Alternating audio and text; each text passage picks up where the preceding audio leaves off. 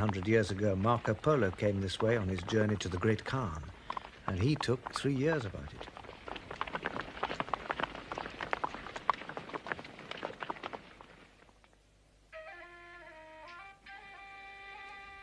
But the Kurds have been here since 1,000 years before that. They have survived in areas far more remote and far more wintry.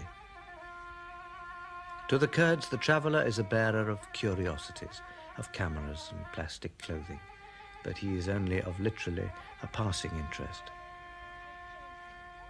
What does the Kurd, tough and dignified, need with our modern baubles, when his food, his tools and his techniques have served him well enough these past 2,000 years?